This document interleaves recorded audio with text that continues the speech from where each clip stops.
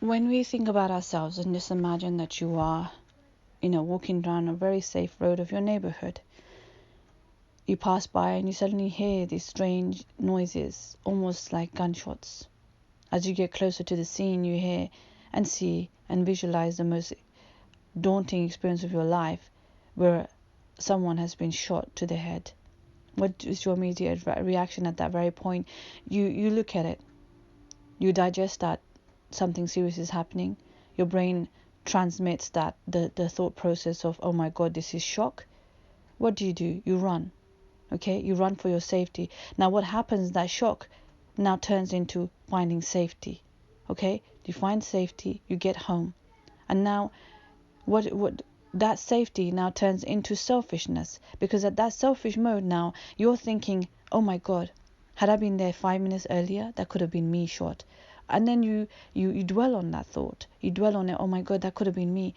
And you start thinking that thought throughout the day. You meet family members, you explain to them, oh my God, you know what, this happened and that happened and I saw this person die. But you know what, not in that state of mind once do you ever think at that point that you actually realize that that was the most shocking thing and horrific thing you've actually experienced. But what you actually talk about is how lucky you are to be safe. So when you go to sleep, you process those thoughts. Okay, you are no longer thinking selfish, I. You are no longer thinking about safety.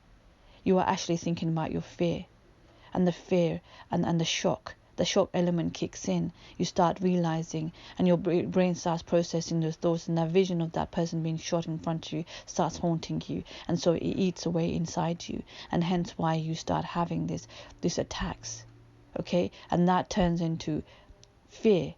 Okay, and then eventually what happens is that you're manifesting this more and more and more, day by day, and that leads to a mental health issue. Similarly, okay, a mother who is pregnant and is about to go into this labor stage, okay, and labor can be as long as 3 hours, 15 minutes, 10 minutes, okay, to 4 hours, okay, to 10 hours, to 24 hours, 32 hours, 48 hours, 72 hours, okay? It can be even longer. I've experienced that.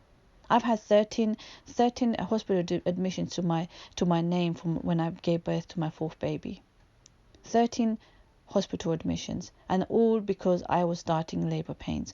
Every single time I'd get rushed into a labor ward, okay? And in that time, my mind went through a lot of trauma. I mean, I was already gifted with bipolar, so this was just an added substance in the mix, so to speak. So while in that stage, when you're going through these labor pains, okay, they are intense. Just imagine. I don't know whether a man or anyone any woman who has experienced labor and the birth of a child will understand, will relate to me when I say this. Nobody actually knows.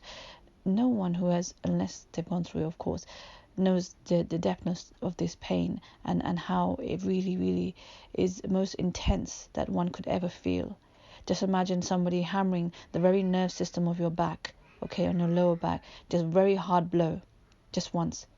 But then imagine that 10 times over, back, forth, and at the same time, couple of 10-inch needles being forcefully poke down your spine at the same time, and then that pain radiates from your lower back around to your hips into your lower abdomen, and then radiates around your abdomen up to your upper abdomen, and then that is the pain that you're feeling, and you've got to live with that pain for at least 30-40 seconds if you're in intense labor, if you are in the delivery stage. But if you are not in that delivery stage, the pain, of course, isn't that intense. But however, the pain is a couple of blows, 1 or 2 blows, rather than 10-15 blows that you have at labor time, active labor time. So it's still intense, okay? And sometimes it hits the scales on the radiator, the sonography scales that they put, this monitor that's put on your abdomen to read your contractions, hit scale 99, 100, and sometimes 110 or whatever. And I've been there. I've been there, so I know what it feels like. But you see, what I'm trying to explain here is that, see, a mother goes through that trauma. Okay, she's going back and forth until this baby is delivered, and suddenly she's been gifted with the most happiest, most fruitful gift of her life in the form of a baby. So all of that pain is out of the window now for the time being. Okay, she's now nurturing this baby, breastfeeding this baby, and she's holding this baby, having skin to skin contact with this baby. Okay, and then she's taken to the ward, and she's now left alone. No family members have come and gone, give their gifts, loved, shared their tears and whatnot, and their happiness and joyfulness. But now she's alone, and now she hasn't still registered yet that she is a new mom. She has not registered that this is her baby, and so that crying sound keeps her awake. So she's losing sleep now. Every 2 hours she's there to feed the baby, and by the time she puts the baby down, the baby's ready for the next feed, and so forth. And the moment she gets that glimpse of sleep, she's not sleeping. She's thinking about those tears that she went through. She's hearing those screams that she screamed. She's hearing that screaming baby sound as the baby's delivered. She's hearing those over and over manifesting in her mind, and those are slowly eating away in the core of her brain. And now she's forced to have these mental episodes where she doesn't understand what's going on. She's now looking at this baby. She's feeding this baby. Now this baby is not feeding. Now this baby is not latching on. Now the biggest problem a mother has is trying to make the baby latch onto her breast so the baby can have its milk. And this baby is not latching on, so this is causing so much frustration. The frustration is getting to her. She can't express this frustration because she doesn't want to come across as a failure mother. So she carries on, slowly manifesting and holding back those tears and holding back those emotions and feelings. And eventually what happens? She bursts. And when she bursts, she's now postnatally depressed. She starts loathing this child because this child is not behaving like it should be. That's not my child. I wouldn't want to raise my child like that, but forgetting at that moment that that baby needs to be nurtured to be understanding of what mother's saying. It's only a few hours old, for a few days if you want to speak about it like that. So do you understand the cycle of this is going to affect the mother so much, and she's going to resent this child. So this has to be caught early. This has to be addressed early. Okay, and the hospitals need to make a stand. There needs to be some sort of implementation in progress to progress with this, and to help these new mothers, so we can eliminate these future results of having more and more postnatal depressed women, because then that adds to the society, that adds to the loss of the country's welfare and how they're escalating their funds and so on. So if we can catch it early, then we can eliminate these funds being spent on these cases where it's not even necessary. They need is a helping hand and care. All right, which they can get at the very start. The moment a woman gives birth, she has now that time frame with the doctor, with the specialist, who comes and asks how she's doing, scores her out of 1 to 10, 10 being the highest and 1 being the lowest, and 0 feeling like she's like the happiest mom on earth. Fine.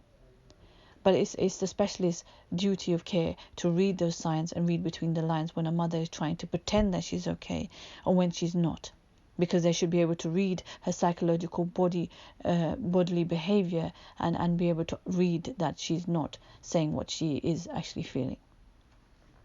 So after that, imagine the mother is there for 3 days in the hospital, and she's getting this care, and she's been now seen by the psychologist who's now scaled her and thinks she's fine. But if there is room for concern, they will then put down the handover note that the midwife will have for the 10-day care that she'll give to the mother and baby at home. And in that time, that midwife will be assessing her on the undercover for a bit, but also asking her simultaneously some questions that can raise her alert to be more alert.